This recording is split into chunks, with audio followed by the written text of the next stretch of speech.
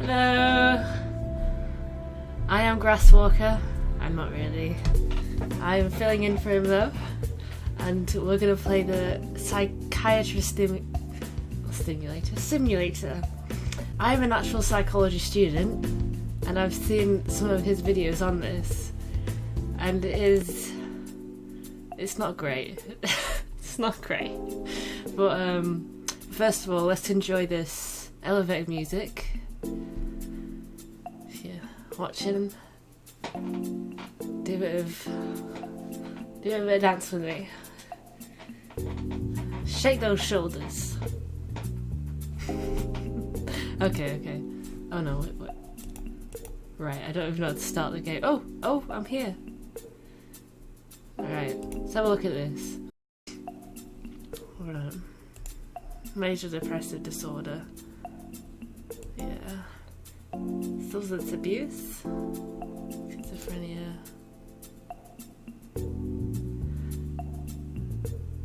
That one is, because this is based on the DSM-4, and schizotypical isn't the new one, DSM-5, but a lot of these aren't. I don't think PPD is, or SPD is. Borderline personality disorder is, that's a big one. I think histrionic's not in there. I don't think narcissistic is. They got rid of a lot and then sort of like grouped them together. I can't remember exactly which ones are in it, but I know not all of them are in here. Oh, there's the door. So look. I'm Lucas Ithrabari. My mind's a very dark place, and I need some help to get to the bright side. And I will help you, Lucas. I forgot his name. Okay. How can I bring... Can you describe the dark place? Could you describe the dark place? God, the man sounds so... I have nightmares every night, and when I wake up, the world looks like my nightmares. It sounds like a sleeping disorder. Do you scream while you're asleep? How on earth are you supposed to know that? Describe your world. But yeah, it does sound like a sleeping disorder. Like, from what you're saying at the moment. Kind of like sleep paralysis. But where your hormones are still in your body. And it projects onto, like, your reality when you wake up. And his mind's not cutting off and making that cut between his dreams and what he's reflecting on. But we'll have to see. So we'll get him to Could you describe. describe those nightmares? Last night, I was near this building, and it had a megaphone on it, and said, "Become a zebra or die." And there were all these zebras around. So I became one, and then a man killed me with a chainsaw. You see, you should never ask whether your dreams are connected with reality. I mean, in psychology, there's like... I don't know, this misconception that Freud is all, but he isn't. And his dream analysis is not really what people use. Psychologists would use it. Psychoanalysts might. But asking your dreams, whether your dreams are connected to reality, is asking them to like make that connection themselves, when it's almost jumping to conclusions, because if we are to accept Freud's theory, like dreams are reality, he doesn't have he wouldn't have the knowledge to interpret that himself. So let's ask him, do dreams happen like this every night? Do you have dreams like this every night? Yeah, I've had thousands of them. I write them in my notebook. Only crazy people dream like this. To be honest, his dream sounds like a conformity thing. Like you have to become a zebra or you die. So I would say tell me about your past. 'Cause he sounds a bit repressed. So. Tell me more about your past. This is a really vague question. I'm a quiet guy. I keep to myself. So I was bullied pretty heavily at school. Bullied. And my home life's not great. I mean, home life from your past, is important, but it should never be the single thing that pivots around your diagnosis. Like, there's this idea that if you're abused, you have mental problems. That's not always the case. When were you abused by? Tell me about your home life. Tell me about your home life. Well, my parents hate each other, and my mom screams at my father every day. I bet nobody likes you. Jesus Christ. That's a bit mean. Right. Friends. Social support is very important. Very important. And if you don't have it, there's a lot of research that... Oh, God. A lot of research that suggests that you'll suffer mentally. I mean, some people don't need that kind of support. That's perfectly fine. But a lot of people do. So friends is very important when you're first meeting, say, a client. You need to establish what kind of network they have. So have you any ask friends? this. I have one good friend, but I only hang out with him once a month. Are you scared of something?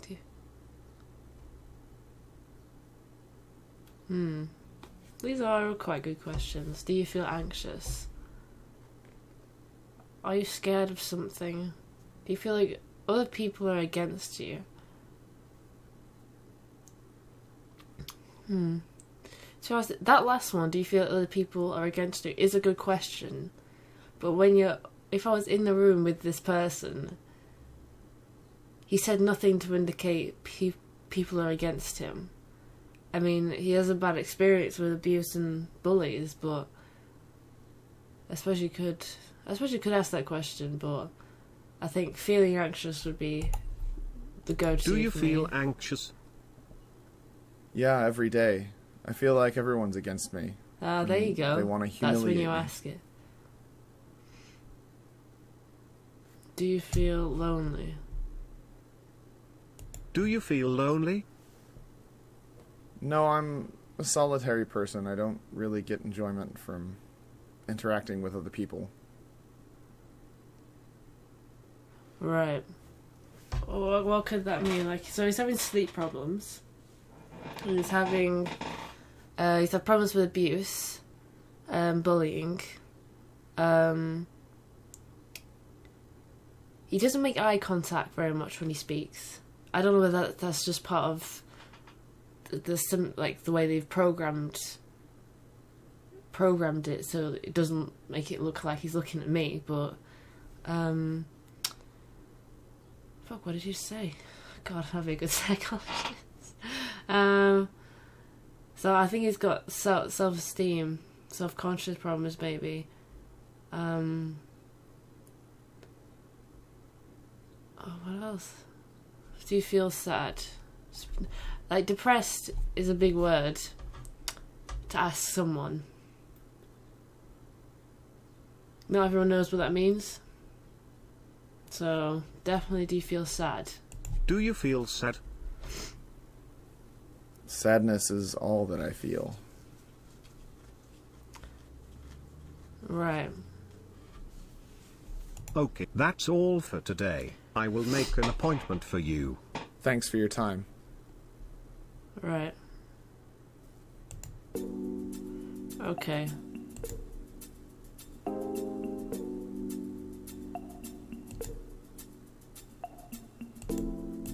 Oh, no, we can't cut. Fuck my life. It's so sensitive. There we go. Right.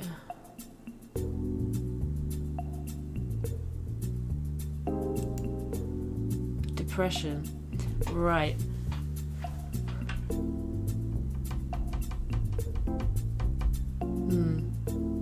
Because with diagnosis of someone, you have to consider everything as a whole. So a lot of like in the media, like a lot of things focus on a single thing. So with like ADHD, like hyperactivity, and that's it. If you have that, you have ADHD, and that's often mistaken. And things like with these personality disorders,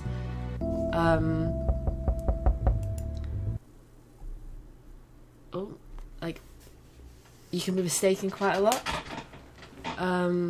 Personality disorders are quite extreme in their manifestation. So Anna Abrahimovich. My friend told me that you can read human mind. right, that is a mistake. If you can do that with mind. Psychologists cannot read minds. Okay. Yeah, I like that. It's true, but I'm not a wizard. Psychologists are not wizards. Okay. Okay. What exactly made you come here? Sometimes I feel very tense. I don't know what to do with myself. I have to drink vodka to dull myself. Sometimes I cut my arms too. Right, okay. Substance abuse, self-harm. Right? When you ask why do you cut yourself, that's also another big question. Like, that why...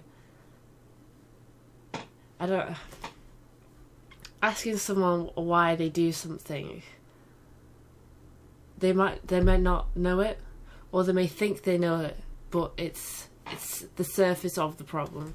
So asking them why straight off is, I wouldn't say, a good idea. So, tell me about emotions while you experience. What makes you tense? What makes you tense? It comes without any cause. Mental pain gets more and more intense, and then I cut myself to relieve that.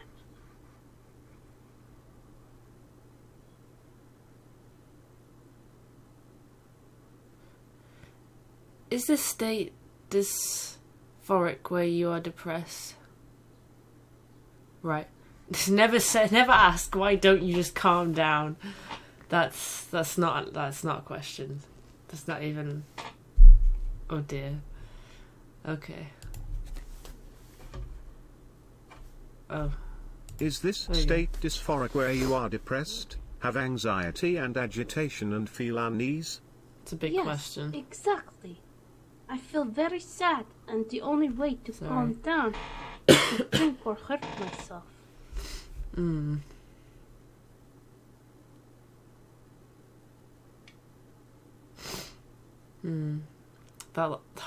There's always that one question that's just really shitty. Scars will be for life, you shouldn't do it. Well, just because they cut themselves doesn't mean they know they shouldn't do it. Like, oh dear. Do you feel lonely too? Do you feel unreal?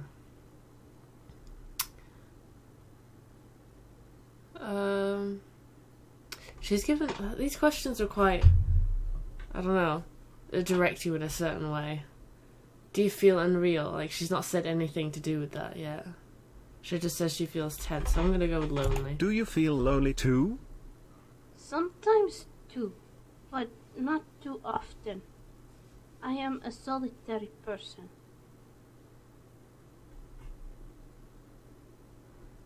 Right. I wouldn't recommend outright saying were you abused by your parents. Like, that's not what psychology is all about. Not everyone is abused by their parents who goes into your clinic or well, wherever you are, NHS room. So I would have to be telling me about these questions are terrible. Tell me about your past. Any traumas? I was bullied in school a little because of my anger issues. Anger But issues. nothing serious.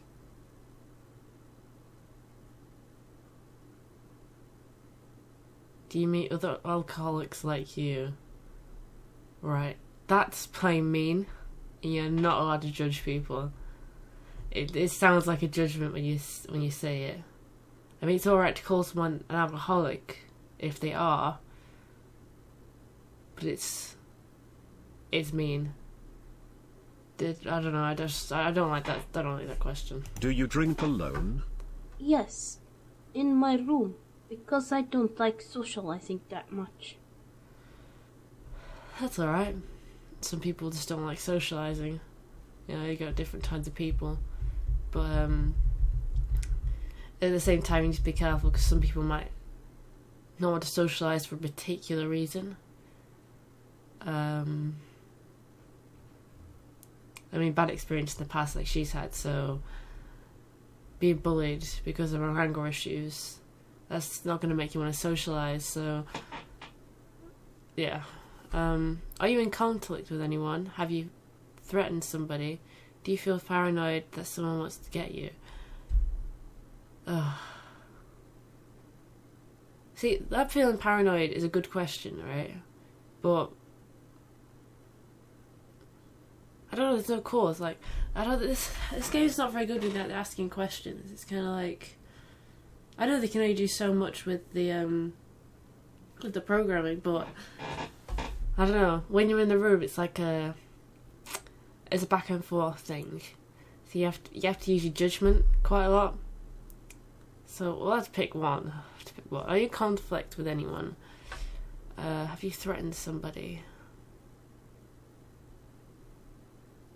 Well, she has had anger issues, but I won't say threatened because it makes me feel like I'm against her, but I'm not. So I'll go with the first one. Are you in conflict with anybody? Recently, I fought with my dad because he doesn't like my drinking. That's when substance abuse becomes a real issue, when it not only affects your life but affects the lives around you. So let's think, do you have any other Have you any addictions? other addictions? Yes, I do love to gamble, and Gambling I addiction. do love hardcore things, like being humiliated in bed, tied, and beaten. Okay.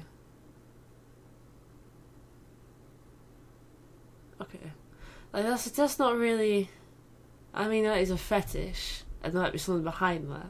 But as long as she's doing it safely, with consent of another person and herself, I mean, there's nothing wrong with that. I mean, it'd be good to get behind why she does it, but yeah, and it's really important. Like if you're thinking of becoming a psychologist and someone says that to you, is to keep your reaction inside. Don't let your face like show anything. Just be like, yeah, okay, tell me more about that.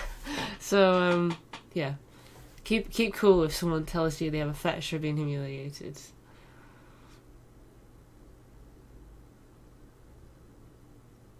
That isn't right what you do. Jesus, judgmental. Never be judgmental inside one of these rooms. Never.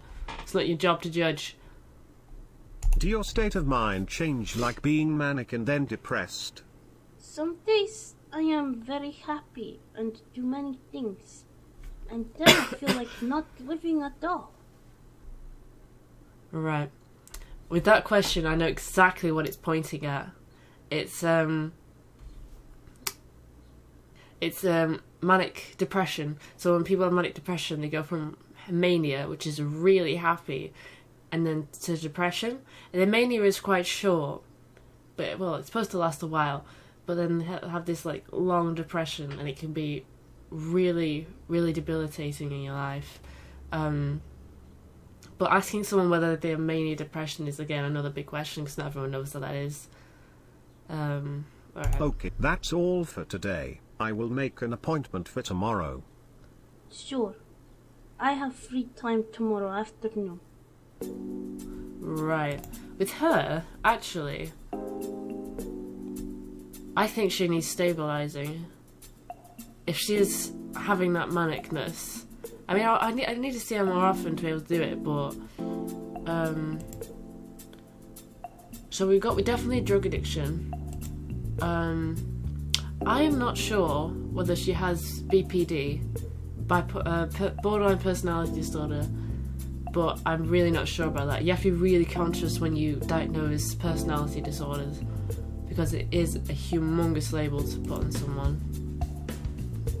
Right. And to be honest, I would think I would give her... Oh, fucking hell. I think I would give her... Probably... Oh, actually, no, she's a substance addict, so giving someone benzos as a substance addict is maybe not the best idea. She doesn't need antipsychotics. She's not psychotic. I actually need to end this video, because you said I can't go over 20 minutes, which I have a little bit, because I didn't stop the timer. It's 19 minutes. I'm not answering the door! Okay.